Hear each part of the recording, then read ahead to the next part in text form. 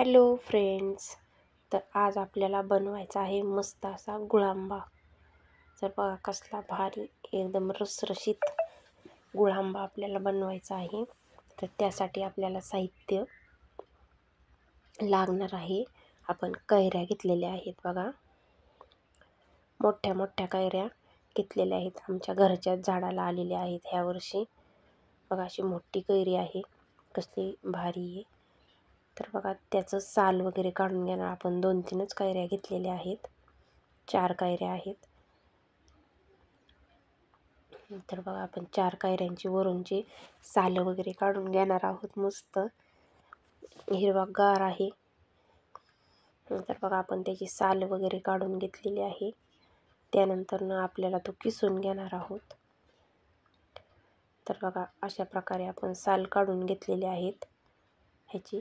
तर माझ्या चॅनलला सगळ्यांनी सबस्क्राईब करायचं आहे, लाईक करायचं आहे, कमेंट करून सांगायचं आहे.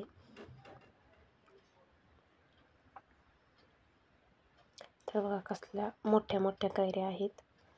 तर आपण बघा अशा पद्धतीने किसून घेतलेला आहे तो सर्व कैऱ्या. 4च कैऱ्या आहेत त्या मोठ्या मोठ्या.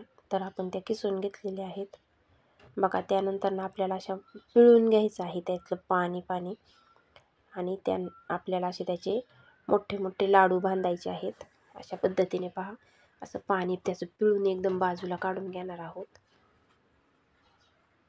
तर बघा आपल्याला कढईमध्ये थोडंसं तूप टाकायचं आहे आणि आपण जो किसलेला त्या कैरीचा किस आहे ना, तो पण त्यामध्ये लगेच आपण टाकून घेणार आहोत.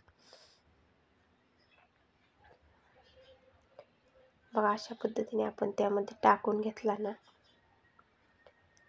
आणि त्यानंतर थोडासा परतून घ्यायचा आहे 5 मिनिटं.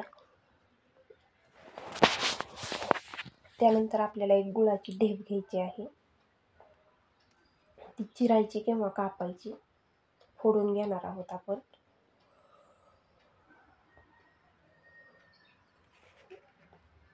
गुळ घेतलेला आहे ना, आता तो चिरणार आहोत आपण.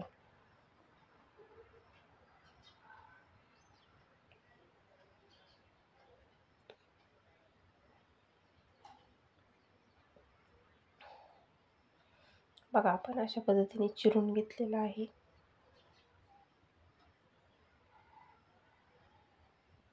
त्यानंतर आपल्याला विलायची पावडर आहे ती बारीक करून घेणार आहोत. बघा यामध्ये आपल्याला गूळ टाकायचा आहे आता त्या कैरीमध्ये. बघा कसं त्याला पाणी सुटायला लागलेलं आहे. त्याला कंटिन्यू हलवत राहायचं आहे अशा पद्धतीने.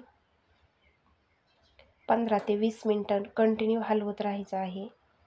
त्यानंतर आपल्याला बघा अशा पद्धतीने त्यामध्ये थोडी विलायची पावडर पण टाकायची आहे. अशा पद्धतीने आपला गुळांबा बघा तयार होत आलेला आहे.